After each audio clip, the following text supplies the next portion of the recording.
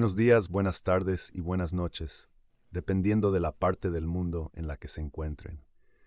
Soy el profesor Dr. N.K. Agarwal y llamo desde Ludhiana, en la India. Voy a hablar sobre las fracturas de la meseta tibial, incluidas las fracturas proximales de la tibia. En realidad, el tipo de fractura de la que voy a hablar no están realmente clasificadas por ningún método, pero son fracturas importantes y significativas e implican también la superficie articular tibial. Este es el tipo de fracturas de las que voy a hablar. Estos son el tipo de fractura y luego estos son el tipo de fractura. Esto también implica la extensión intraarticular. Hay una extensión intraarticular de esta fractura y a veces estas fracturas que no están dentro de la articulación pero son fractura proximal de tibia pueden ser clasificadas. Se utilizan diversos tratamientos conservadores y quirúrgicos para tratar estas fracturas, dependiendo de nuestras circunstancias y de la parte del mundo en la que ejerzamos. Ahora, estos tratamientos conservadores y quirúrgicos tienen algunos problemas o desventajas. El problema del tratamiento conservador es un prolongado decúbito y molestias para el paciente. Los problemas del tratamiento quirúrgico es que puede haber una estabilización inadecuada con una extensa extirpación del tejido blando que predispone a la infección, a estas fracturas, la infección, y luego con variedad de fijadores externos. Puede haber una variedad de problemas con los clavos, incluyendo infección y otros problemas relacionados con los clavos.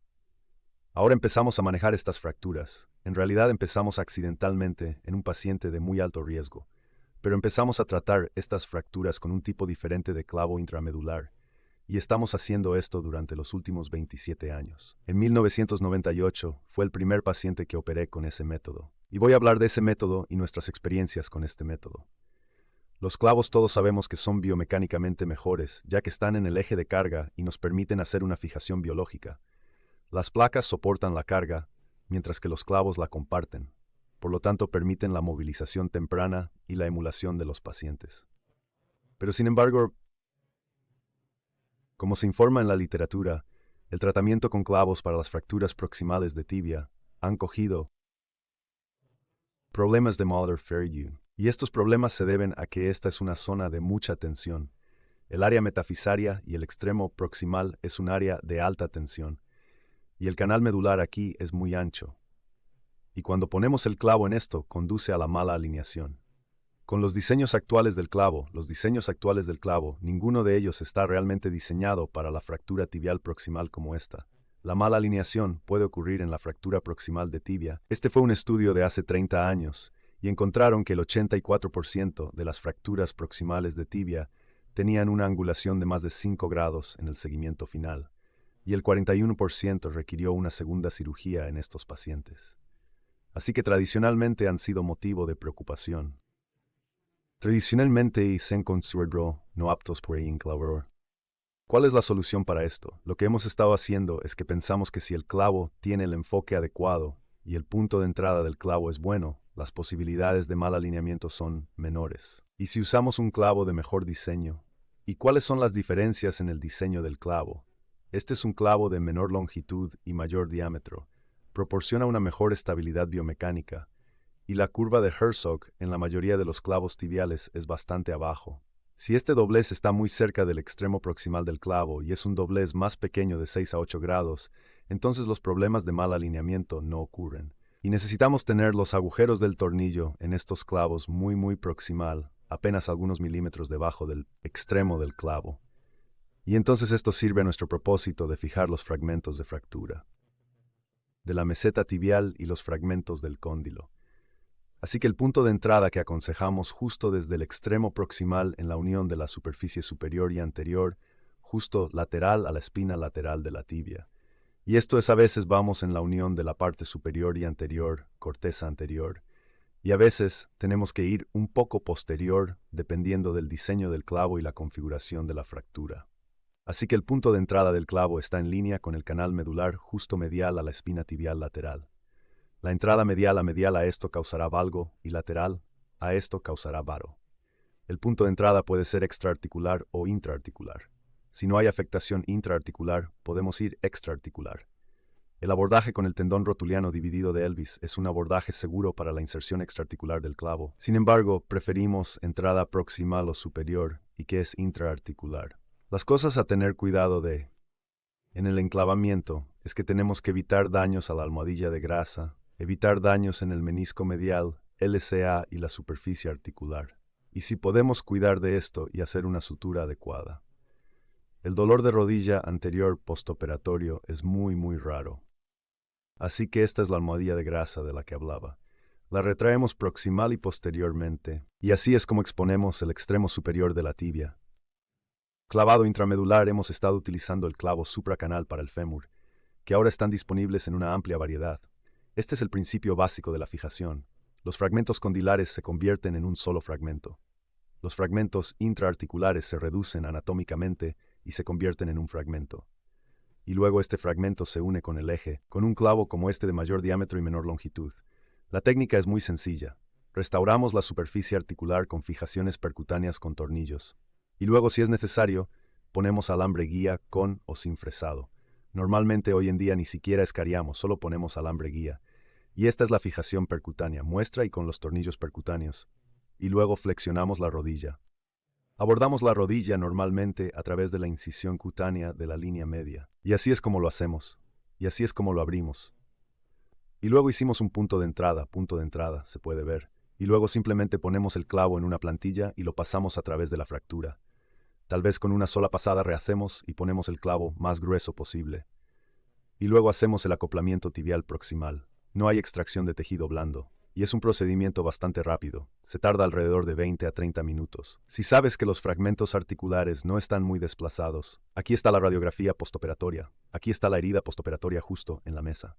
Nemoblaze debe comenzar inmediatamente. El paciente puede empezar a caminar tocándose los dedos, aumentando gradualmente el peso parcial. Y entonces, una vez que la fractura empieza a unirse, dinamizamos el clavo quitando los tornillos distales o así. Aquí hay algunos ejemplos. Ejemplos muy tempranos. Clavo de diseño antiguo. Puedes ver el rango de movimiento prácticamente completa. Esta fractura, de nuevo fractura de la meseta tibial, rango de movimiento completo de la uña. Todos estos son casos muy antiguos. De nuevo, esta es una fractura extraarticular. Así que inserción extraarticular. Puedes ver un tantewas, estabilidad y rango completo de movimiento. Esta es otra fractura proximal de tibia. Esta fue una fractura abierta severa, pero no había extensión intraarticular. Así que extraarticular fue la inserción del clavo. Y este es el aspecto después de 3 semanas. Y esta es la curación final. Esta es otra fractura, una fractura abierta muy severa.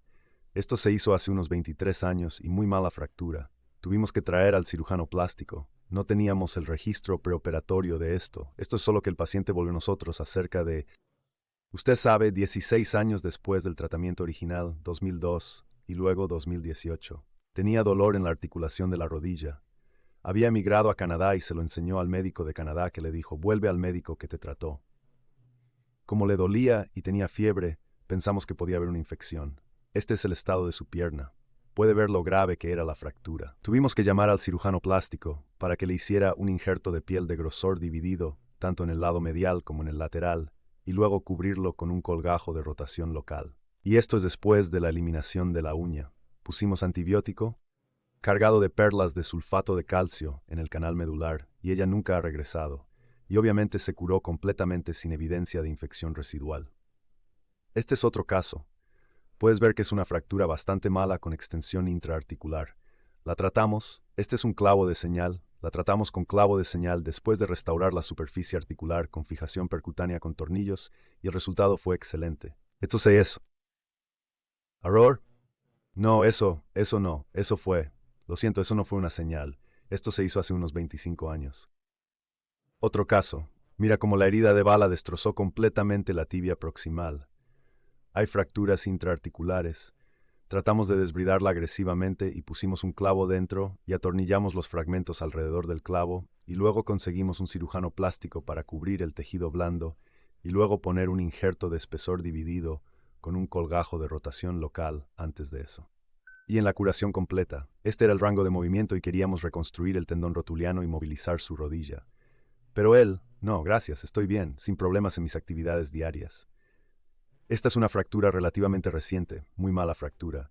Esta chica, una chica joven, tuvo un accidente de tráfico. Tenía heridas en la cabeza, en el pecho y 1 o 2 heridas más. Y además había parálisis del nervio popliteo lateral. Esta era una fractura bastante mala y sus condiciones financieras estaban un poco comprometidas. Así que le dimos tracción preoperatoria a esta paciente. Damos tracción preoperatoria en algunos pacientes y una vez que pudimos lograr esta posición, la redujimos en unos 10 días postoperatorios. Y esta fue la reducción. Este es un caso relativamente reciente y así es como estaba después de la operación. Y esto es muy reciente, un par de años atrás, unos 6 o 7 años después de esto. Ella también ha emigrado a Canadá, pero también tiene un buen rango de movimiento. Le he aconsejado que se quite las uñas. Ella no está de acuerdo. No está de acuerdo. No está de acuerdo. Esta es una fractura relativamente simple después de haber visto todos esos tipos de fracturas. Esto también se hizo hace 10, 11 años, y puedes ver una buena reducción, buena curación y un rango completo de movimiento. Es un procedimiento muy rápido que dura unos 25 minutos. Así que la fijación intramedular alrededor de la rodilla, incluso las lesiones de rodilla flotante. En estos días estamos tratando con fijación intramedular, y el primer día se puede ver 90 grados de movimiento, ya está allí. Así que los beneficios obvios son que hay absolutamente el tiempo de operación es menor y muy mínima pérdida de sangre adicional. Hay mejor estabilidad biomecánica, menor riesgo de infección y menos extirpaciones preciosas, y overbreme muy temprano, movilización y embolización. Hace unos 15 años, a finales de 2000, 14 o 15 años, revisamos nuestros primeros 61 casos, de los cuales 1-3 eran abiertos, 2-3 afectaban a la articulación, 12 eran lesiones de rodilla flotante y 7 tenían fractura de rótula asociada. 57 de estos casos, 58 fueron seguidos y 57 se unieron en un promedio de 14 semanas. 3 requirieron injerto óseo y 1 fue a frank non-union porque se negó a injerto óseo. Con el tiempo, 56 de los 58 pacientes recuperaron el 90% de la amplitud de movimiento original y 5 tuvieron un retraso de 10 grados debido a una fisioterapia deficiente. 2 pacientes tenían infección, 1 era de grado 3, abrir el clavo que te mostré, y 1 era diabético. Y eso también. Era una fractura abierta, se curó después de que nos quitamos el clavo. Esta es la fractura. Este es el primer caso. Esta fue una fractura abierta. Hay una radiografía muy pobre, lo siento por eso, fractura muy inestable. Y se trataba de la articulación, también la radiografía no es muy buena. Y esto es lo que hicimos en aquel momento porque pensamos que la placa sería muy mala. Y aún así hicimos un clavo proximal en esto él desarrolló la infección, nosotros quitamos el clavo y entonces él se curó maravillosamente con toda la gama de movimiento y él se curó completamente. En resumen, el clavo intramedular es un procedimiento biológico y menos traumático. Es una técnica muy sencilla. Restauramos la superficie articular, abordaje intraarticular, extraarticular, fresado mínimo, clavo en plantilla, bloqueo proximal primero y distal después. Ahora he tenido discusiones sobre esto en diferentes conferencias, lo he presentado en todo el mundo, y muchas veces he tenido discusiones con los jefes de la AO, el Dr. Weller y el Dr. Holtz de Alemania. Ellos discutieron sobre esto conmigo bastantes veces, y de repente vi que el Dr. Weller había diseñado este clavo para fracturas proximales de tibia. Pero de alguna manera no creo que esto realmente funcionó muy bien, porque las dos principales diferenciaciones en el diseño no se trajeron en este clavo, y que es la alta Herzog curva y el diámetro más grande. Si estas dos cosas no están ahí, el implante no funcionará. Entonces podemos considerar las fracturas proximales de tibia como una indicación ampliada del clavo intramedular. Sí, podemos. Y mi mensaje es que las fracturas proximales de tibia, fijadas con clavos intramedulares de enclavamiento cerrado, han dado resultados satisfactorios, con tasas de complicaciones aceptables. Algunos centros más en la India lo han utilizado con buenos resultados, muy buenos resultados. Sin embargo, se necesitan más estudios para establecer sus ventajas sobre otros métodos de fijación. Gracias.